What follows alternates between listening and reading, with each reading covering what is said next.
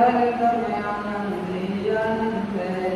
निंदा तुझे न गीत को सुहावे, पूरी संकट की अंदर न भावे।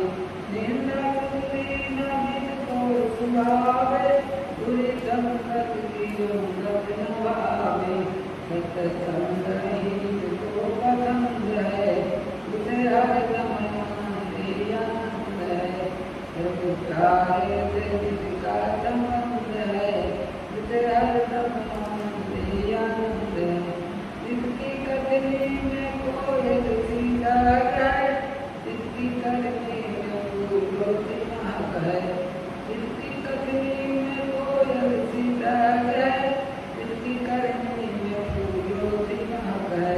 प्रेम नाविका के दिल में सुगंध है, तुझे हरदम आनंद आनंद है। पुकारे जिसका संबंध है, तुझे हरदम आनंद आनंद है। दीन दुखियों के दुख को हटावे, संके सेवक बाबा सबका है। दीन दुखियों के दुख को हटावे, संके सेवक बाबा सबका है। मेरी में कमल पखंड है, तुझे हरदम आनंद आनंद है। पुकारे जिसका संबंध है, तुझे हरदम आनंद आनंद है। भगवान की जय।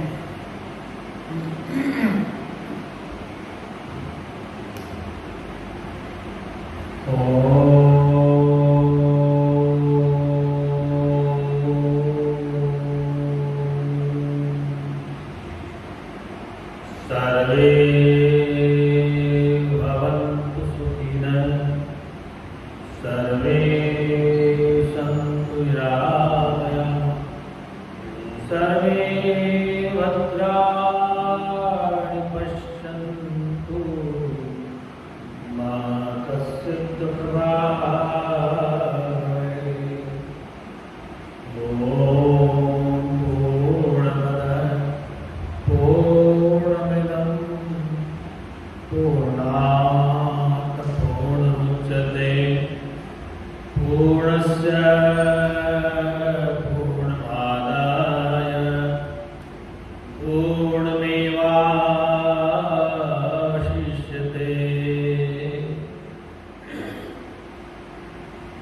2 मिनट में सब लोग बोलेंगे। जय सतगुरु दीन दयाल रे, जय सतगुरु दीन दयाल रे। जिनने भव सागर पार करे, जिनने भव सागर पार करे।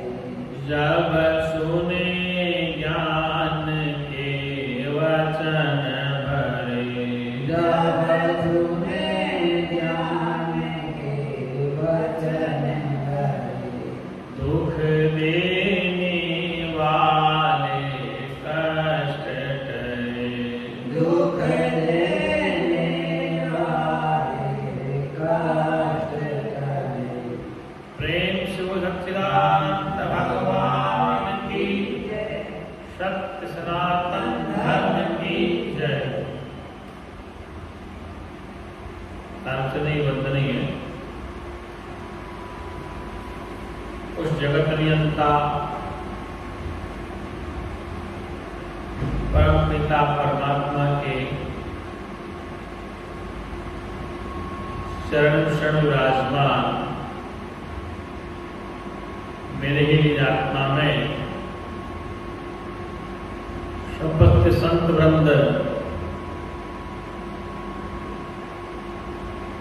थोड़ी सी आवाज कम लो, थोड़ी आवाज कम लो, लास्ट थोड़ा लास्ट थोड़ा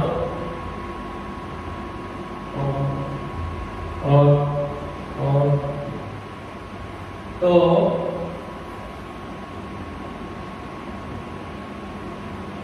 ये मनुष्य जन्म जो आप हम सबको मिला है, ये बड़ा ही दुर्लभ है।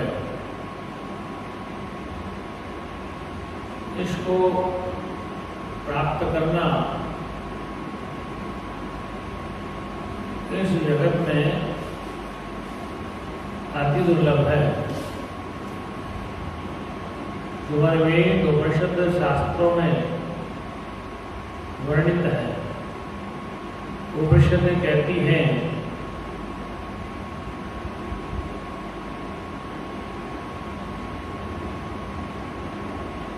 अथातो ब्रह्म जिज्ञासा, इस ब्रह्म को प्राप्त करने की जिज्ञासा कौन कर सकता है? फिर कहा मनुष्य अधिकार हुआ, मनुष्य को अधिकार प्राप्त है। मनुष्य को अधिकार प्राप्त है। मनुष्यत्व, मोक्षत्व, महापुरुष संश्रय है। मनुष्य का शरीर और उस मनुष्य में मनुष्यता, मानवता, दया, परोपकार, करुणा, प्रेम, मिलनसार इत्यादि गुणों वाला व्यक्ति ही मनुष्य का अधिकारी है। इसलिए मनुष्य जन्म मिला, लेकिन उस मनुष्य शरीर में जिज्ञासा नहीं है, अपने परम लक्ष्य को जानने की उत्कंठा नहीं है। इसलिए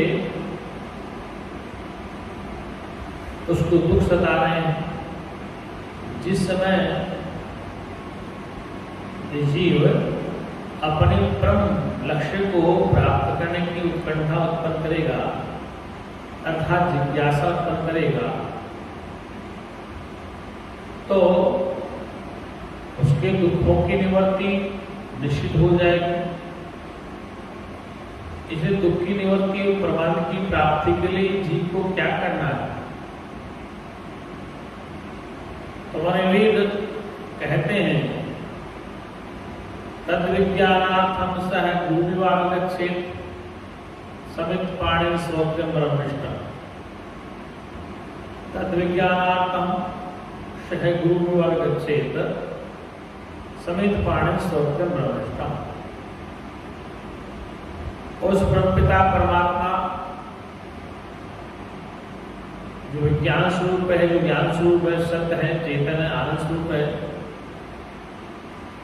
उसको जानने के लिए मैं जिज्ञासु, जो दुखी है संसार में, इस जगत में भयभीत है,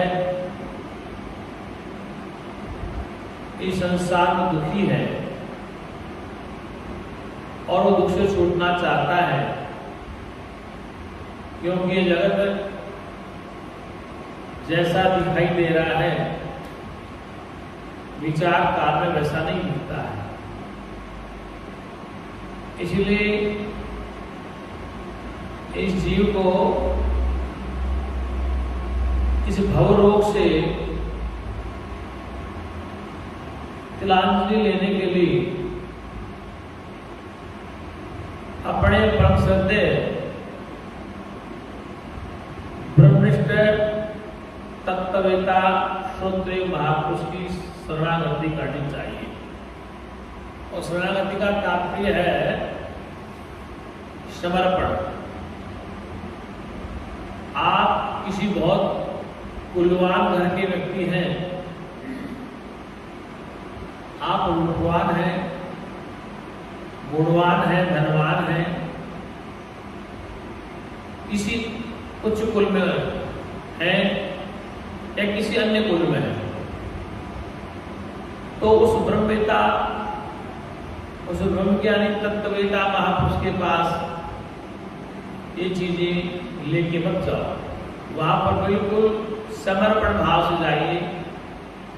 समर्पण का तात्पर्य है कि उनके सामने न आप राजा हैं, न आप धनवान हैं, न आप कुलवान हैं, न आप रूपवान हैं, आप आप मात्र जिज्ञासु हैं, ऐसा सरेंडर विनम्र भाव, समर्पण भाव जाएंगे और तो ब्रह्मवेता कर्तव्यता जो श्रोत्रिय है, ब्रह्मनिष्ठ है, उसकी शरणागति आप करेंगे तो निश्चित ही आपके दुखों की निवृत्ति हो जाएगी। इसलिए उन दुखों की निवृत्ति, प्रमाण की प्राप्ति के लिए हमारे ऋषि मनुष्यों ने इस जीव के दुखों की निवृत्ति के लिए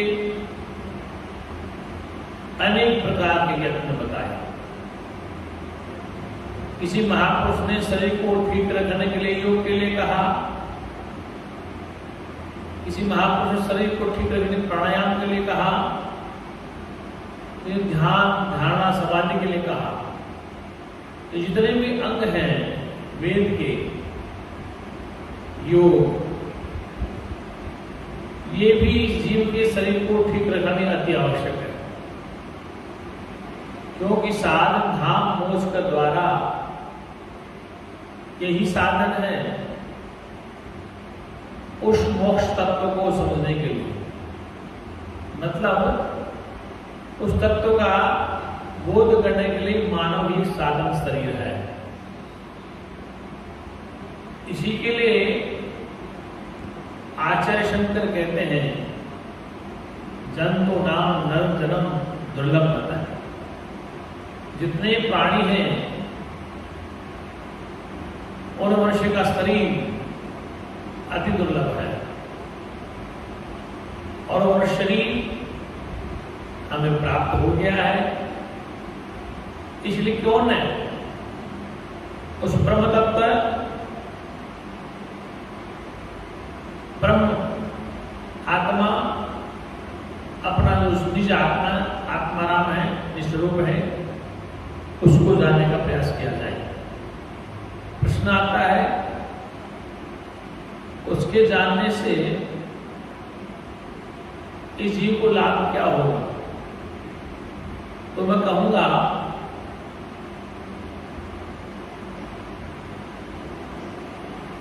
उसको जानने से इसके सदा सदा के दुखों की निवृत्ति हो जाए। इसलिए तुलसी की रामायण कहती है, एक घड़ी आधी घड़ी आधी में पुण्यात, तुलसी संगत साध की कटे कोटि अपराध। एक घड़ी का सत्संग हो, आधी घड़ी का, और आधी में पुण्यात हो, तुलसी संगत साध की, संत के संगत करने से करोड़ों जन्म के जो पाप हैं, कोटि अपराध स्वाह हो जाते हैं, समाप्त हो जाते हैं। जैसे खेत में सूखी लकड़ियां पड़ी हैं, उनको एक माचिस की तिल्ली जला के खाक कर देती है। ठीक इसी प्रकार से इस जीव की अंतःकरण में ज्ञान की रोशनी प्रकाश हो जाती है तो अज्ञान अंधकार भाग जाता है। जैसे प्रातःकाल भोर में कोहरा होता है, धुंध होती है, लेकिन सूर्य जो प्रचंड रूप से चमकता है तो धुंध और कोहरा कुछ ही समय में समाप्त हो जाते हैं। ठीक इसी प्रकार से जब ये जीव महापुरुषों की संगत करेगा, सत्संग का लाभ लेगा, वेद उपनिषद और शास्त्रों का स्वाध्याय करेगा, निश्चित रूप से उसको अपने परम लक्ष्य का बोध हो जाएगा, और परम लक्ष्य का बोध होने के तत्पश्चात जैसे अंधेरे कमरे में बिजली का बल्ब जल जाता है तो अंधकार भाग जाता है। ठीक इसी प्रकार से इस जीव के अंतःकरण में अज्ञान की वृत्ति हट जाती है और ज्ञान वृत्ति उदय हो जाती है। इन वृत्ति का खेल है, एक अविद्यावृत्ति है, एक ज्ञानवृत्ति, विद्यावृत्ति। तो अविद्या के हटते ही ज्ञानवृत्ति उदय होती है, तो उससे अंधकार भाग जाता है और उसके दुखों की निवृत्ति हो जाती है। बोल सच्चिदानंद भगवान की सत्य सनातन धर्म।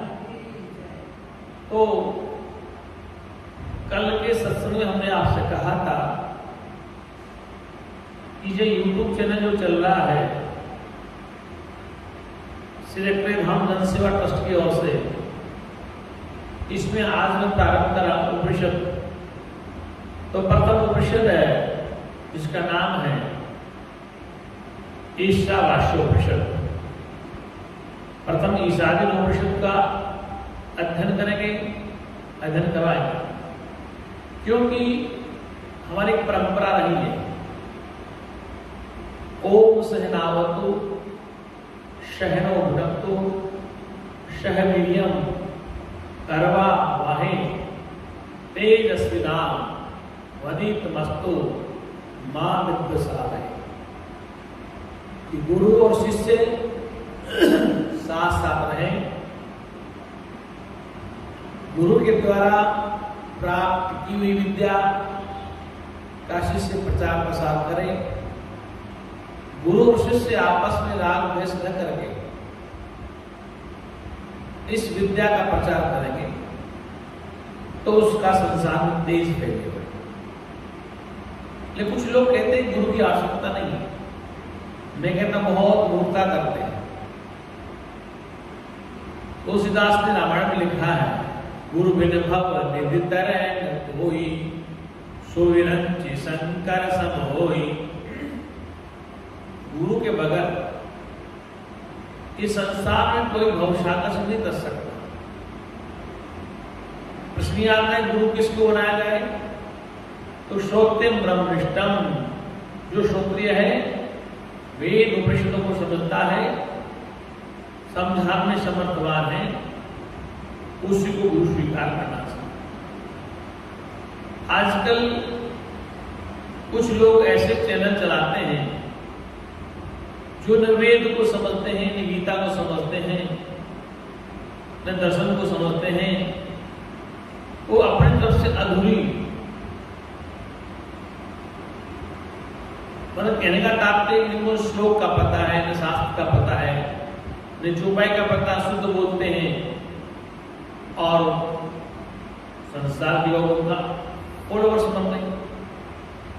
देखो, सोने चांदी की परख जोरी कर सकता है। इसलिए वक्ता क्या बोल रहा है, कहां से बोल रहा है, किस विषय में बोल रहा है, इसकी समीक्षा कौन करेगा? जिसने शास्त्र गुरु के साथ लेकर पढ़े हैं, शास्त्र का स्वाध्याय किया है, वेद उपनिषदों का स्वाध्याय किया है, वो ही समझ पाएगा। इसलिए गुरु की महिमा कभी नहीं कहेंगे। गुरु गोविंद दोनों खड़े, काकेला उपाय, बलिहारी गुरुदेव जिन गोविंद हो बताए। गुरु और गोविंद दोनों खड़े हैं, काकेला उपाय, बलिहारी गुरुदेव ने गोविंद हो बताए कि मैं तो उस गुरु को प्रणाम करूंगा जिसने मुझे गोविंद का बोध कराया। अर्थात गोविंद का तात्पर्य है उस सच्चित आनंद परमात्मा का, आत्मा नाम का, निज आत्मा का बोध करवाया। मैं पहले आत्मा परमात्मा नाम को नहीं जानता था, लेकिन जब गुरु के सानिध्य में आया तो गुरु का सत्संग सुना, उनकी सेवा शुश्रूषा की, तब मुझे बोध हुआ कि भगवान से पहले मिलने से पूर्व गुरु का मिलना अति आवश्यक है। यदि गुरु आपको अच्छा नहीं मिला तो आपको सत्य का बोध नहीं होगा। सदगुरु की पहचान एक है कि वह किसी आडंबर में न फंसाकर जीव को अपने वैदिक सिद्धांत से ही बोध कराता है। तो आडंबर जीव भटक जाता है, वह फंस जाता है और अपने परम लक्ष्य को नहीं जान पाता। इसलिए गुरु की महत्ता हमारे वेद उपनिषदों शास्त्रों में बहुत है। इसलिए गुरु नाम रूप मीन्स अंधकार, रूप मतलब प्रकाश, जो जीव को अंधकार से प्रकाश को ले जाए, अर्थात जीव को अविद्या निवृत्त करके ज्ञान का बोध करवाए, स्वरूप का बोध कराए, वो गुरु है। और शरीर होने के नाते गुरु का शरीर और शिष्य का शरीर व्यवहारिक सत्ता में दो ही होता है। जो शिष्य है वो देहधारी है और गुरु में देहधारी। उपदेश बिना देह के, बिना शरीर के न गुरु दे सकता है न शिष्य ले सकता है। ये गुरु और शिष्य व्यवहारिक सत्ता है कि वेदांत में तीन सत्ता, व्यवहारिक सत्ता, पारमार्थिक सत्ता और प्रतीति सत्ता। व्यवहार में गुरु शिष्य बनकर भासते हैं। ये शिष्य है, गुरु है, देह के कारण, देह भेद है, ये देह का भेद है, स्थूल का भेद है, ये शिष्य और गुरु है। और स्थूल भेद बना रहेगा तो गुरु शिष्य चर्चा करते रहेंगे। अगला बताया प्रतीति। प्रतीत हो रहा है कि एक ही चेतन में दो लहर फुराएंगी, एक गुरु रूपी लहर है, एक शिष्य रूपी लहर।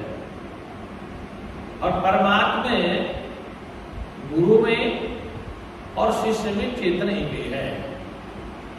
जब वो एक ही चेतन दो तरह से प्रतीत हो रहा है, जैसे जल में लहरें प्रतीत हो रही अलग अलग, जल एक ही है, लेकिन व्यवहारिक सत्ता को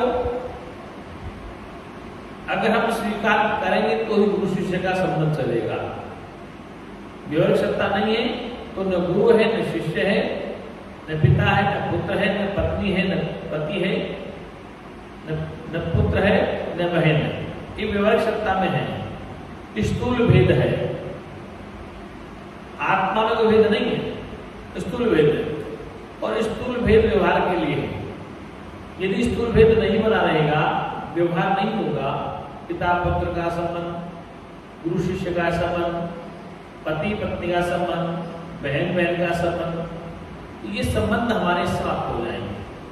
तो व्यवहारिक भेद तो बना रहेगा।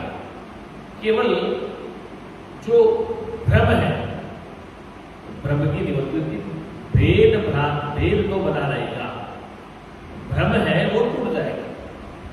इसलिए इस भ्रम की निवृत्ति के लिए हम आज से प्रारंभ कर रहे हैं ईशावास्योपनिषद। इस ईशावास्योपनिषद का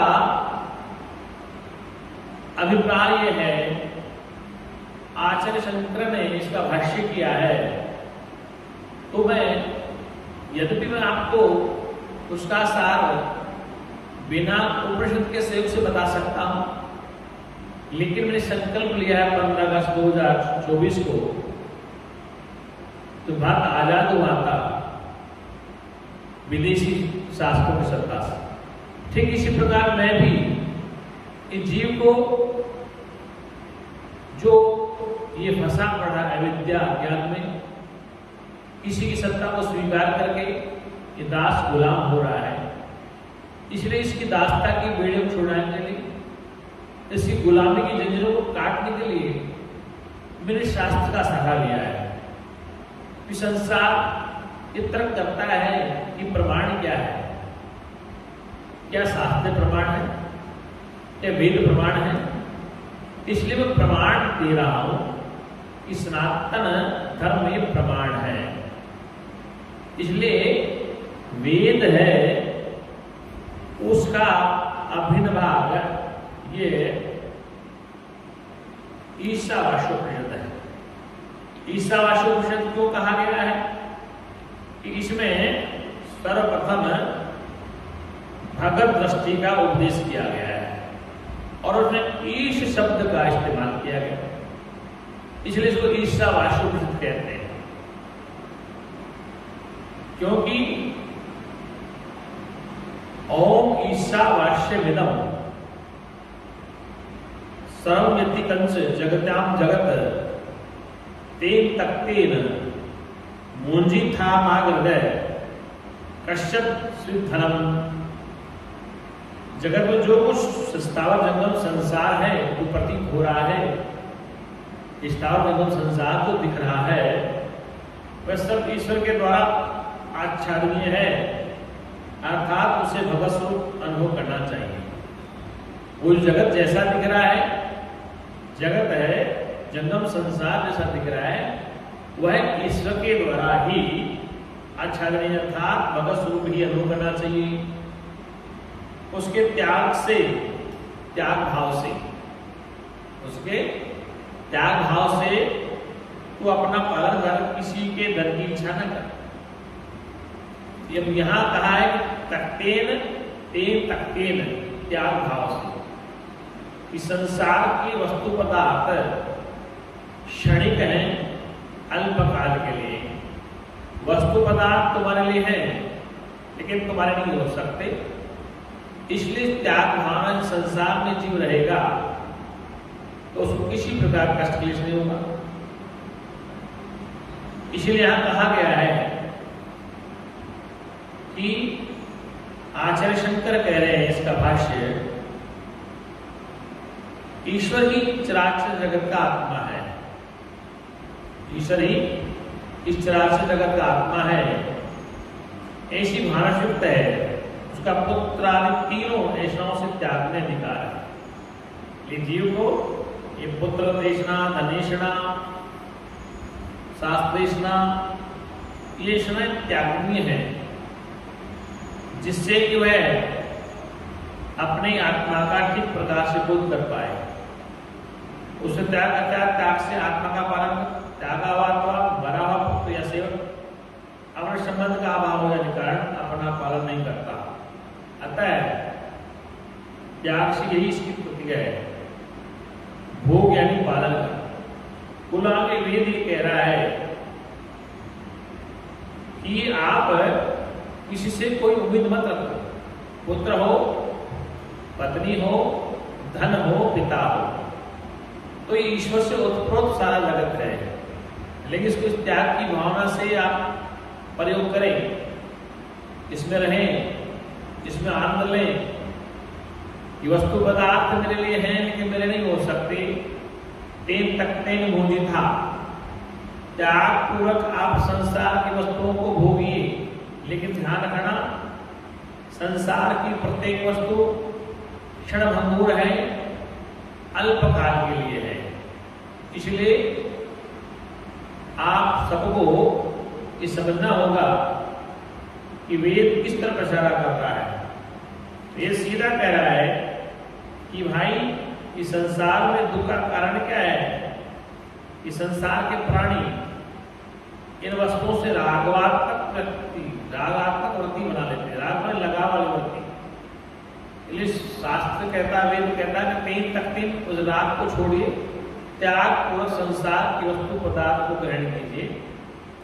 पुत्र मेरे लिए है, पिता मेरे लिए है, पति मेरे लिए है, पत्नी मेरे लिए है, लेकिन मेरे नहीं हो सकते। धन मेरे लिए है, मेरा नहीं हो सकता।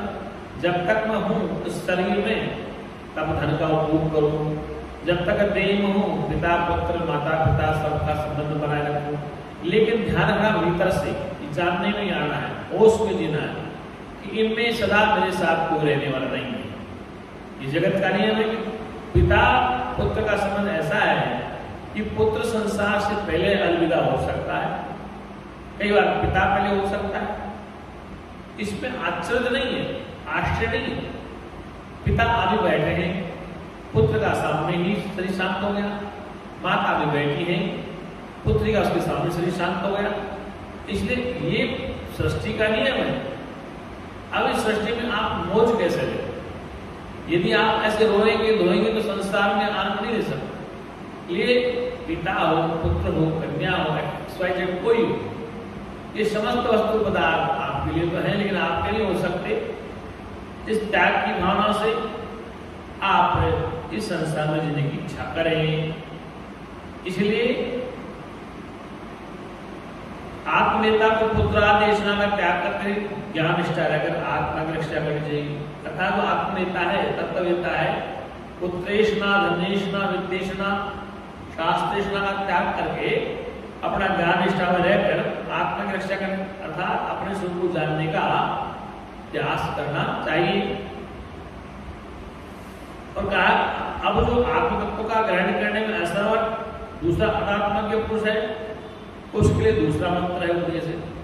पहला उपदेश मंत्र का था कि जो आत्मज्ञ है, जो ज्ञान निष्ठ है, उसके लिए था। अब जो ज्ञान में निष्ठा नहीं रखता है, वो असमर्थ आत्म तत्व का ग्रहण करने में, वो अनात्मज्ञ है पुरुष है। अर्थात जो आत्मा को नहीं जानता, अज्ञानी है, उसके लिए अगला श्लोक दिया वेद ने, कुर्वनेव हे कर्माणि जिजीविषत् ओम समः यम त्वयि नानिथो अस्ति न कर्म लिप्यते नरे। इस लोक में कर्म करते हुए ही 100 वर्ष तक जीने की इच्छा करे। जो आत्म तत्व को नहीं जानना चाहता है, जो ब्रह्म ज्ञान को नहीं समझना चाहता है, उसके लिए वेद ने कहा है इस लोक में कर्म करते हुए भी, क्या करते, कर्म करते हुए ही इच्छा करे, क्या इच्छा करे कि मैं 100 वर्ष तक जीऊंगा।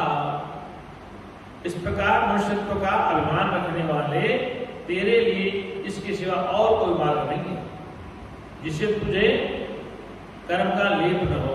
फिर 100 वर्ष तक तो इच्छा जीने की कर, मैं 100 वर्ष तक जीऊंगा, क्योंकि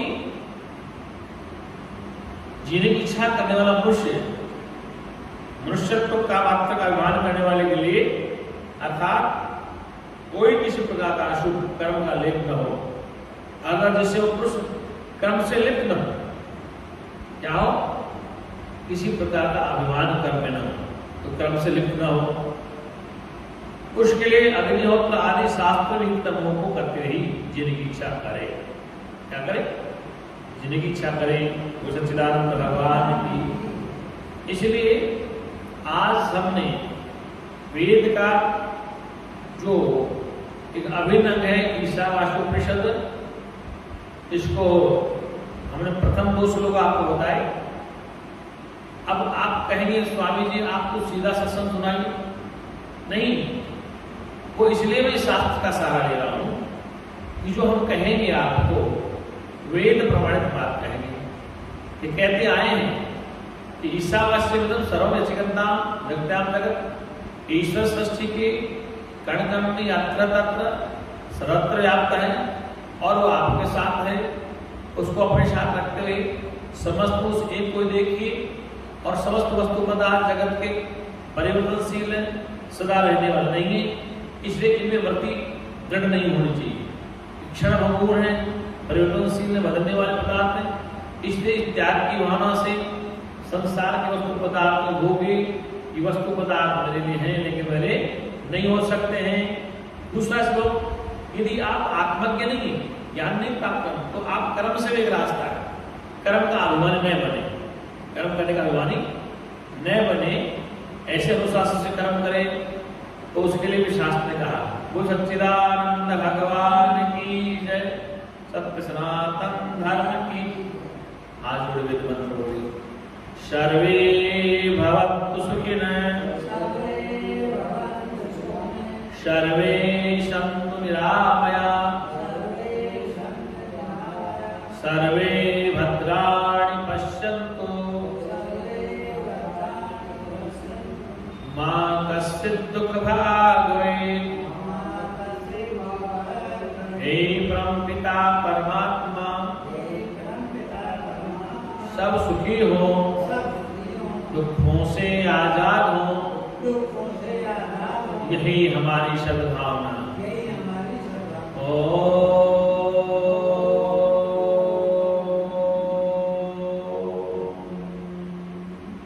शांति शांति शांति।